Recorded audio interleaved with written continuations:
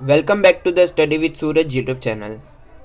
दोस्तों, जैसा कि आप जानते हैं, मैंने हिस्ट्री के लिए एक सीरीज़ स्टार्ट की है, हिंदी और इंग्लिश दोनों ही मीडियम के स्टूडेंट्स के लिए।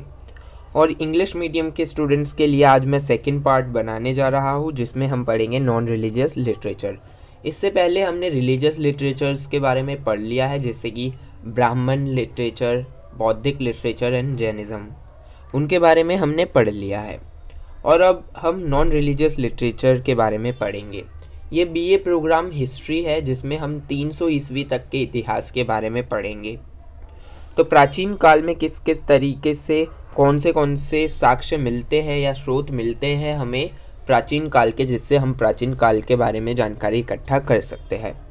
तो आइए शुरू करते हैं। और यदि आपने इस वीडियो को लाइक नहीं किया है तो लाइक कर लीजिएगा एंड चैनल को सब्सक्राइब जरूर कीजिएगा अगर आप इस चैनल पर नए हैं। The mass of non-religious literature is comprised of dharmashastra, biographies, chronicles, works on politics and grammar, classical Sanskrit literature and several scientific works। जो नॉन रिलीजियस लिटरेचर है वो बहुत ही बड़ी मात्रा में हमें मिलता है, जिसमें धर्मशास्त्र आ जाते हैं, बायोग्राफी आ जाती है। बायोग्राफी आपको पता होगी, किसी व्यक्ति के जीवन पर लिखी हुई पुस्तक, तो उसे बायोग्राफी कहते हैं। क्रॉनिकल्स है इतिवृत्ति, वर्क्स ऑन पॉलिटिक्स, राजनीति के बारे में और व्याकरण के बारे में। संस्कृत लिटरेचर हमें साइंटिफिक नॉलेज देता है। It is not possible to mention all, so we shall mention only a few under each head. तो यहाँ पर हमें बहुत से नॉन रिलीजियस लिटरेचर मिलते हैं, जिसमें हम सभी को यहाँ पर नहीं बता सकते, लेकिन हम कुछ ऐसे इम्पोर्टेंट साक्ष्य को आपके सामने प्रस्तुत करेंगे जो बहुत ही इम्पोर्टेंट है। द धर्मशास्त्र compiled in 500 to 200 BCE and the Smritis 200 BCE to 900 BCE together with their commentaries are called धर्मशास्त्र। तो यहाँ पर देखिए, जो धर्मसूत्र है, धर्मसूत्र 500 से 200 ईस्वी ईसा पूर्व इसे लिखा गया था, और जो स्मृति है उसे 200 से 900 ईस्वी के दौरान लिखा गया था। 200 ईसा पूर्व से 900 ईस्वी के दौरान लिखा गया था। जब हम धर्मसूत्र और स्मृति को एक साथ पढ़ते हैं तो वह धर्मशास्त्र कहलाते हैं। These are law books dealing with norms of social behaviour besides personal, civil and criminal law. So ये जो धर्मशास्त्र है, धर्मसूत्र, स्मृतिज, ये सारी जो है वो कानून की किताबें हैं, लॉ बुक्स, जिसमें हम पर्सन के behaviour, social behaviour and criminal, civil law के बारे में इसमें जान पाते हैं। From them we infer about social practice prevalent in those time. इसकी सहायता से हम ये भी जान पाते हैं कि प्राचीन भारत में किस तरीके की सामाजिक परंपराएं थी। The Buddhacharita and the Saundarananda by Ashwaghosh and the Harishcharitra by Banbhat are some of the important biographies of ancient times। तो यहाँ पर ये ध्यान रखिएगा कि किसके द्वारा कौन सी बायोग्राफी लिखी गई है, क्योंकि एग्ज़ाम में ये क्वेश्चन आते हैं। जहाँ तक मैंने 7 ईयर तक के जो question paper, previous year question paper analyse किए हैं, तो उसमें 100% पूछा जाता है किसी न किसी लेखक और उसके द्वारा लिखी गई पुस्तक के बारे में। ओके, सो आपको लेखकों और पुस्तकों को अच्छे से याद करना है। द बाण, द बुद्ध चरितांड, द सुंदर नंदा बाय अश्वघोष। 2 किताबें, the Bana Buddhacharita and Saundarananda by अश्वघोष के द्वारा लिखी गई थी, and Harshacharita by Banabhatta are some of the important biographies. ये क्या है? बायोग्राफीज है of ancient times. Ancient time, प्राचीन काल की बायोग्राफी है। Kalhana's Rajatarangini, the 12th century historical chronicle of Kashmir is the best example of earliest historical writing। तो कालहान की जो रजत रंगीनी है वो 12वीं शताब्दी की सबसे महत्वपूर्ण एक डॉक्यूमेंट है, जो हमें 12वीं शताब्दी के कश्मीर के बारे में जानकारी देता है। Noteworthy works on politics and grammar include Kautilya's Arthashastra, which provides rich material for the study of ancient Indian polity and economy। तो यहाँ पर कौटिल्य के अर्थशास्त्र है जो हमें जानकारी देती है study of ancient Indian polity, प्राचीन भारत के राजनीतिक व्यवसाय और राजनीतिक परिस्थिति की, और अर्थशास्त्र की, प्राचीन अर्थशास्त्र के बारे में। कमंदका की Nitishastra, Nitishastra by Kamandaka and Panini's Ashtadhyayi provide information about janapadas. Kamandaka की नीतिशास्त्र और पाणिनी की ऋषि पाणिनी की अष्टाध्याय हमें प्रोवाइड करती है नॉलेज अबाउट जनपदास। आप जानते हैं कि 16 महाजनपद थे जिसमें अवध, पाटलिपुत्र, अवंती ऐसे जनपद हुआ करते थे। और the territorial state of pre Mauryan times, जो पाणिनि की अष्टाध्याय है वो प्री मौर्यन काल से पहले के समय के बारे में जानकारी देती है। Patanjali Mahabhashya is commentary on Panini but also furnishes account of post Mauryan times. जो पतंजलि है उनकी महाभाष्य है वो काउंटर करती है, कॉमेंट्री करती है पाणिनि की अष्टाध्याय पर, बट ये हमें नॉलेज भी प्रोवाइड करती है मौर्यन काल के बाद के इतिहास के बारे में। आर्यभट्टांड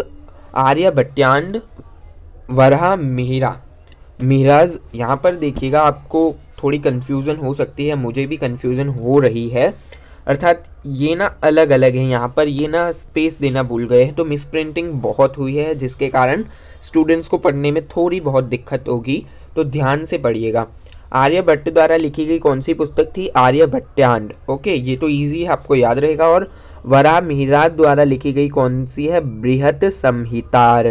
ओके, इम्पोर्टेंट बुक, एस्ट्रोनॉमिकल, ये हमें एस्ट्रोनॉमी के बारे में जानकारी देती है। ओके, टेक्स्ट वाइल चरका संहिता, चरक द्वारा, ऋषि चरक द्वारा लिखी गई संहिता एंड सुश्रुत द्वारा लिखी गई संहिता, वो हमें मेडिसिन के बारे में जानकारी देती है। मेडिसिन अर्थात प्राचीन भारत के आयुर्वेद के बारे में।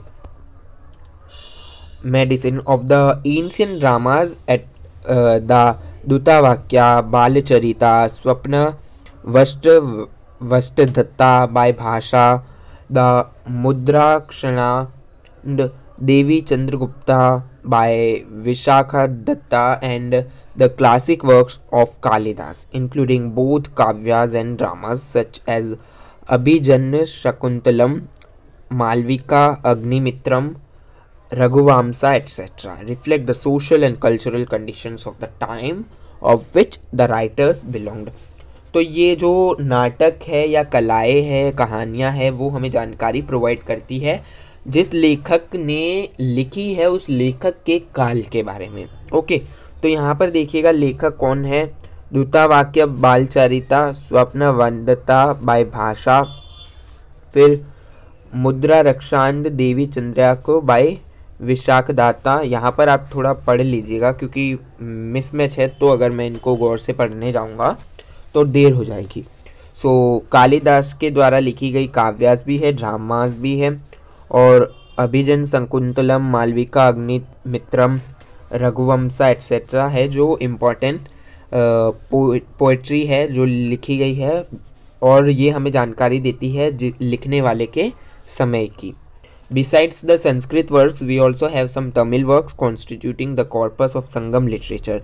सो संस्कृत के अलावा हमारे पास तमिल वर्क्स भी है, तमिल लिटरेचर भी है जो हमें संगम लिटरेचर के बारे में जानकारी देती है। Early century of CE, the Sangam literature is a major source of information for the social, economic and political life of the people living in Tamil Nadu and Kerala in the early century of the CE। So हमें ये संगम literature जो है वो हमें जानकारी प्राप्त करवाती है तमिलनाडु और केरला के लोगों के बारे में जिस दौरान ये लिखी गई है उस समय की। अब यहाँ पर फॉरेन लिटरेचर में हम पढ़ेंगे जैसे कि जो इंडिजिनस लिटरेचर है वो मैंने आपको पहले पार्ट में समझा दिया है, फिर भी यहाँ पर समझा देता हूँ। इंडिजिनस लिटरेचर वो होता है जो लोकल्स द्वारा लिखा जाए, और जो फॉरेन लिटरेचर होता है वो जो बाहर के व्यक्ति द्वारा किसी एक स्पेसिफिक जगह के बारे में लिखा जाए। तो यहाँ पर हम ह्यूंगजैंग और ताजवांग के बारे में पढ़ेंगे, जो चाइनीज़ ट्रैवलर थे। वे भी, उन्होंने भी बहुत कुछ लिखा है। अगर इस यूनिट में नहीं होगा उनके बारे में तो नेक्स्ट यूनिट्स में ज़रूर होगा।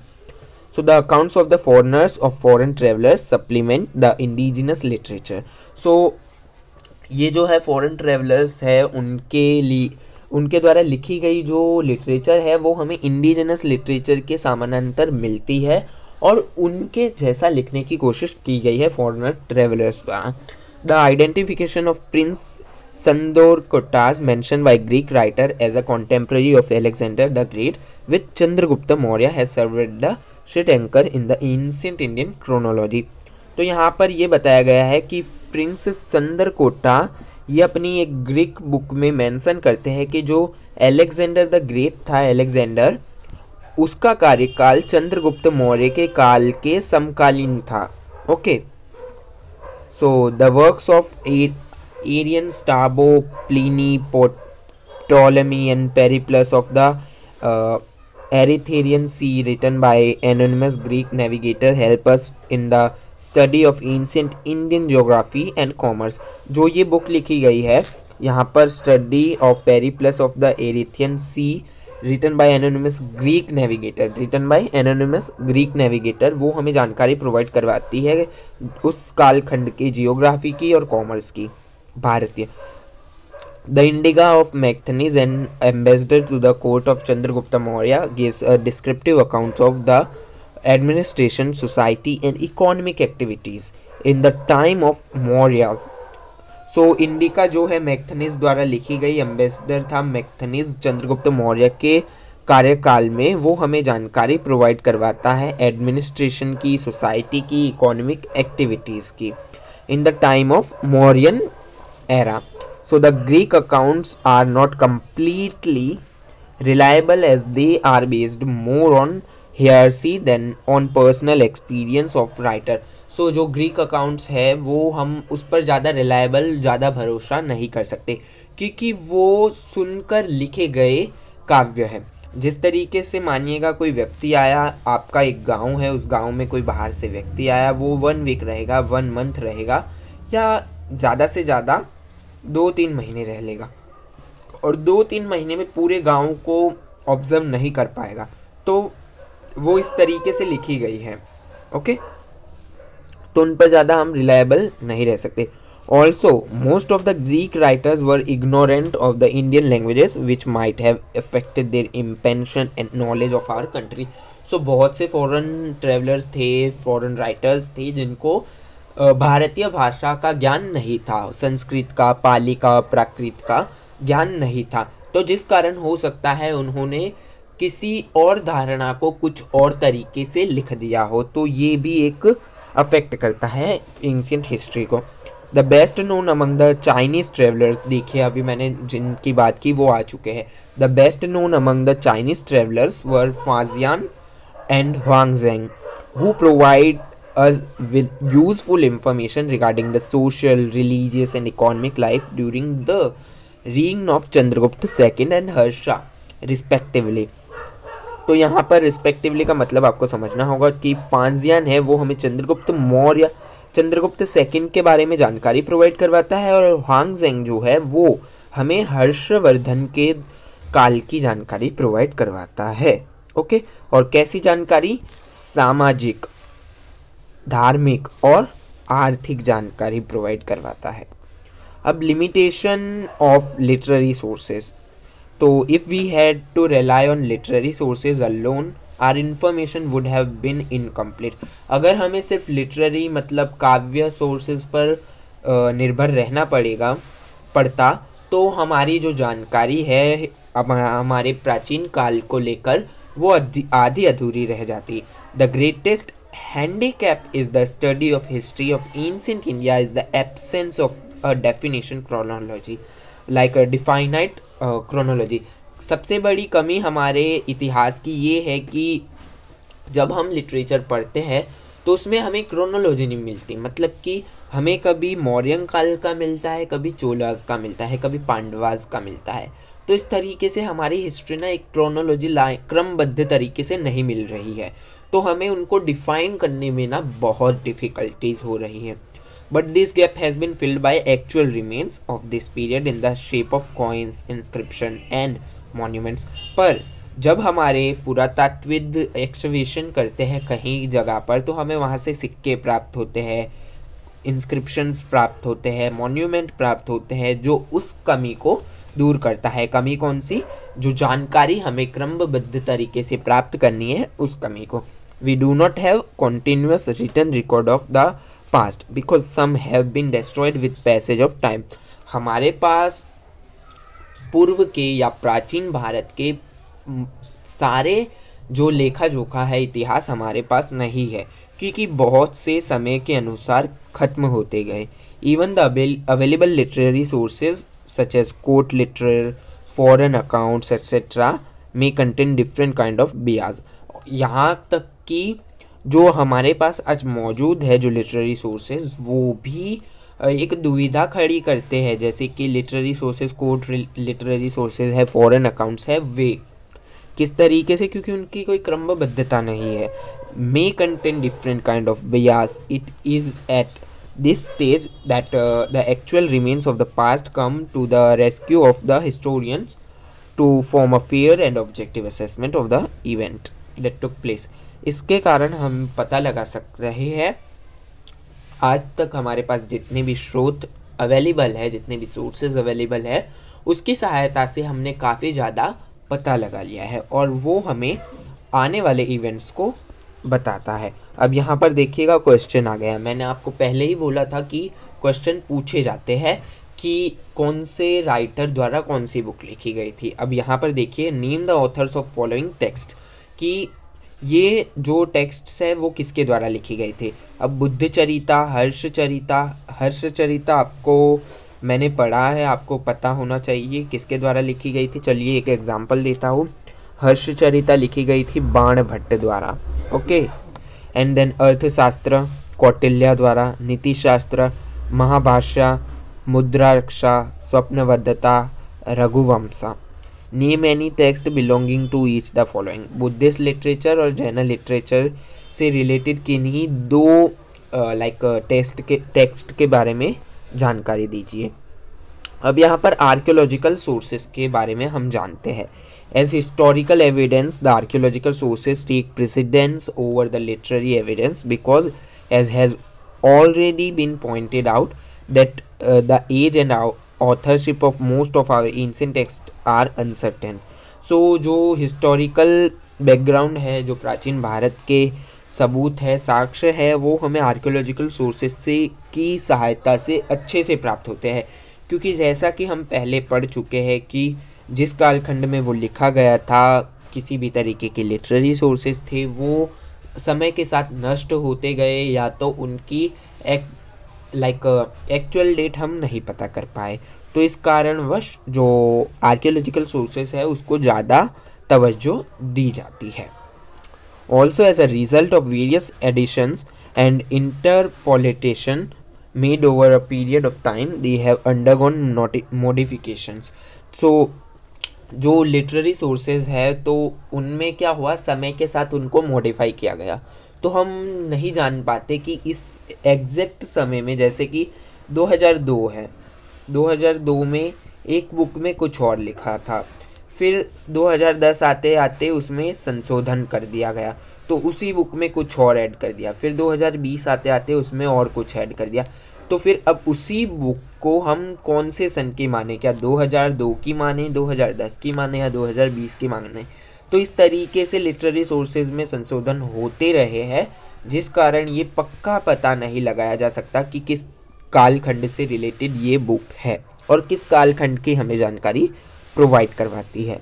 Besides the accounts given in the माफ़ कीजिएगा,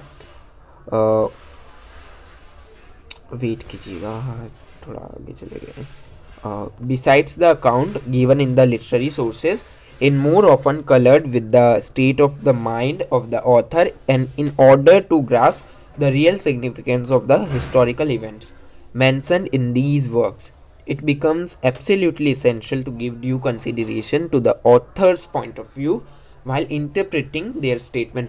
ज़्यादातर क्या होता है, जो लिखी गई लिटरेरी सोर्सेज है वो दरबारी लेखकों द्वारा लिखी गई है, तो हमें उन्हें पढ़ने के लिए जिनके द्वारा द बुक लिखी गई है उनके पॉइंट ऑफ व्यू से हमें उस स्टेटमेंट को इंटरप्रेट करना पड़ेगा, तो जिसमें बहुत डिफ़िकल्टीज आती है।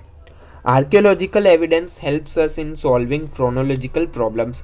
तो जैसा कि हम जानते हैं कि लिटरेरी सोर्सेज जो है उसमें हमें क्रमबद्ध तरीके से सोर्सेज नहीं प्राप्त होते, लेकिन आर्कियोलॉजिकल जो एविडेंस है वो हमें क्रमबद्ध तरीके से सोर्सेज प्रोवाइड करवाते हैं और वो क्रोनोलॉजिकल प्रॉब्लम्स को सॉल्व कर देते हैं। We often get valuable proof of date by a careful examination of the stratification of the ruins on ancient site. Important excavation as a large number of sites, including those at Harappa, Mohenjo-daro, Nalanda, Takshila, Sarnath, Arikamedu, etc. जो हमें जानकारी प्राप्त होती है तो उसमें जो archaeologist द्वारा एक्सकवेशन किए जाते हैं, एक्सकवेशन मतलब किसी जगह की खुदाई और वहाँ से कहीं पर यदि हमें प्राचीन काल की वस्तुएं प्राप्त होती है तो एक्सकवेशन कहलाता है। तो हमने आज तक जो एएसआई है एक्सकवेशन किया है इन साइट्स में, हड़प्पा में, मोहनजोदारो, नालंदा, तक्षशिला, सारनाथ, अरिकामेडु एट्सेट्रा जैसी जगहों पर उन्होंने एक्सकवेशन किया और उन्होंने वहाँ से बहुत से साक्ष्य प्राप्त किए। Have contributed largely to our knowledge of the past. जो ये साइट्स है जहाँ पर एक्सकवेशन किए गए, जहाँ से बहुत से साक्ष्य मिले, बहुत से मॉन्यूमेंट मिले, सिक्के मिले इत्यादि, कॉइन वगैरह मिले, राजाओं की मूर्तियाँ मिली, उन्होंने हमारी हिस्टोरिकल नॉलेज को और भी बढ़ा दिया। उन्होंने और एविडेंस दिए कि इस कालखंड में इस तरीके की सभ्यता थी, इस तरीके का समाज था, ऐसा कानून था, उनकी घरों की व्यवस्था इस तरीके से थी। Okay, archaeology is our only source of knowledge for the pre historic period. So archaeology ही हमारी एक ही सोर्स है जो हमें प्री हिस्टोरिक पीरियड की जानकारी देती है। अब यहाँ पर प्री हिस्टोरिक जानकारी का मतलब ये है कि प्री हिस्टोरिक मतलब ऐसा समय जहाँ पर कुछ भी लिखित मौजूद नहीं है, ऐसा कालखंड जिसके बारे में लिखित जानकारी हमें प्राप्त नहीं होती। तो उसके लिए हमें कौन नॉलेज प्रोवाइड करवाता है? जो हमें सिक्के मिले हैं, मॉन्यूमेंट्स मिले हैं, बर्तन मिले हैं, शवाधान मिले हैं, ये चीज़ें हमें नॉलेज प्रोवाइड करवाती है। अब देखिए ना, हड़प्पन सिविलाइजेशन आपने, मैंने, सभी ने पढ़ा है क्लास 12th का first chapter, the Indus valley civilisation. उसमें आज तक जो स्क्रिप्ट है, हड़प्पन स्क्रिप्ट है, वो पढ़ी नहीं जा सकी। तो हमें हड़प्पन सिविलाइजेशन के बारे में जानकारी किस तरीके से प्राप्त होती है? उसी चीज़ों से प्राप्त होती है ना जो हमें वहाँ से शवाधान मिले, जो कारागार मिले, फिर अलग अलग तरीके की ईंटें मिली, नालियों का प्रबंध किस तरीके से था, परिप्रेक्ष्य में था, वो जानकारियाँ हमें उन्हीं साक्ष्य से प्राप्त होती है। लिखित अभी हमारे पास कुछ भी नहीं है हड़प्पन सिविलाइजेशन का। सो these are the most important sources for the prehistoric period. It enables us to know a great deal about the evaluation of Indian civilization and scientific examination of buildings, monuments and works of art throw some light on the social, economical and religious conditions prevailing in ancient time. सो ये जो हमें monument मिलते हैं, सिक्के मिलते हैं और भी कई सारी वस्तुएं मिलती है, हीरे मोती जवाहरात, बर्तन, मटके, ईंटें, नदियाँ, तालाब के लिए स्नानागार, ये सारी चीज़ें जो मिलती है वो हमें religious condition, economical condition and social condition के बारे में बहुत सी जानकारी प्रोवाइड करवाती है। However archaeological remains do not help us in understanding the realm of the mind. जो आर्कियोलॉजिकल एविडेंस है वो हमें एक व्यक्ति के माइंड के बारे में जानकारी नहीं देता, लेकिन ये एक बहुत बड़ा पॉइंट है। क्योंकि देखिए, आप पढ़ रहे हैं लिटरेचर, तो लिटरेचर किसी ना किसी द्वारा लिखी गई है, तो उसमें हम व्यक्ति के माइंड और व्यक्तित्व के बारे में जान पाते हैं। ओके, लेकिन जो यहाँ पर साक्ष्य मिलते हैं, सिक्के, मटके, बर्तन, मॉन्यूमेंट, स्नानागृह, ईंटें वगैरह वगैरह, तो ये हमें जानकारी किसके बारे में देते हैं कि क्या यूज़ करते थे, किस तरीके के मकान थे, किस तरीके की उनकी ज़िंदगी थी, कैसे घर हुआ करते थे, ये जानकारी देते हैं। लेकिन उनके कैसे विचार हुआ करते थे वो जानकारी हमें इन सोर्सेज से अर्थात आर्कियोलॉजिकल सोर्सेज से नहीं मिलती। Okay, it is difficult to reconstruct social relationship, ideas, philosophical traditions, etc. on the basis of archaeological sources. तो ये बहुत मुश्किल है हिस्टोरियंस के लिए और आर्कियोलॉजिस्ट के लिए भी कि इन रिमेन्स, आर्कियोलॉजिकल रिमेन्स से ये पता लगा सके कि उनकी सामाजिक जो रिलेशनशिप थे वो कैसे थे, उनका आइडिया कैसा था, पॉलिटिकल लाइक फिलोसफिकल दार्शनिक ट्रेडिशन उनके कैसे थे, ये जानकारी हमें नहीं पता चलती। Okay, then inscriptions. वेट कीजिएगा, फिर ज़्यादा लंबी वीडियो नहीं बननी चाहिए। सो हम इंस्क्रिप्शंस के बारे में नेक्स्ट वीडियो में पढ़ेंगे। आज के लिए इतना ही, मिलते हैं नेक्स्ट वीडियो में। मैं नेक्स्ट वीडियो आज या कल एज सुन एज पॉसिबल मैं अपलोड कर दूंगा। इसे हम पार्ट में इसलिए डिवाइड कर रहे हैं क्योंकि मैं छोटे छोटे नोट्स नहीं बना रहा हूँ। अगर मैं नोट्स बनाता हूँ तो उसमें आपको समझ नहीं आएगा, क्योंकि आप नए नए आए हैं कॉलेज के अंदर और आपकी जानकारी अभी आधी अधूरी है। कोरोना के काल से लोगों ने किताबों से रिश्ता तोड़ दिया है। तो यहाँ पर यदि मैं आपको नोट्स की सहायता से पढ़ाता हूँ तो आपको मैं 100% अगर आपको समझाने की कोशिश करूँगा तो आपको सिर्फ 5% ही समझ आएगा नोट्स की सहायता से। मैं ये नहीं कह रहा कि समझ नहीं आएगा, समझ आएगा, लेकिन 5%। और अगर मैं इस तरीके से समझाता हूँ तो मैं गारंटी लेता हूँ कि आपको 50+% समझ आ जाएगा, क्योंकि हम लाइन टू लाइन समझ रहे हैं, लाइन टू लाइन रीडिंग कर रहे हैं। रीडिंग से आपको एक आइडिया और मिलेगा कि किस तरीके से मुझे आंसर लिखना है कॉलेज के क्वेश्चन में। अब 10 नंबर का क्वेश्चन होगा, 8 क्वेश्चन दिए जाएंगे, 8 में से 4 आपको करने हैं। अब 4 होंगे 10 नंबर का एक क्वेश्चन। ओके, सो अब 10 नंबर का क्वेश्चन किस तरीके से लिखना आपको उसकी जानकारी होनी चाहिए। हमने 10th 12th 11th में ये सीखा था कि पॉइंट वाइज लिख दो, कि पॉइंट 1 इसमें 1-2 लाइन लिख दी और ख़त्म, पॉइंट 2 1-2 लाइन और ख़त्म, पॉइंट 3 1-2 लाइन और ख़त्म। इस तरीके से नहीं लिखना है, इसमें हमें पैसेज के तरीके से लिखना है। जैसे कि यहाँ देखिएगा, यहाँ पर अब इंस्क्रिप्शंस के बारे में बताया गया, तो यहाँ पर पूरी जो जानकारी होगी इंस्क्रिप्शंस के बारे में होगी। देखिएगा कितने बड़े पैसेज पे लिखा हुआ है। फिर अब कॉइन्स के बारे में बताया गया, तो यहाँ पर पूरी जानकारी कॉइन्स के बारे में होगी।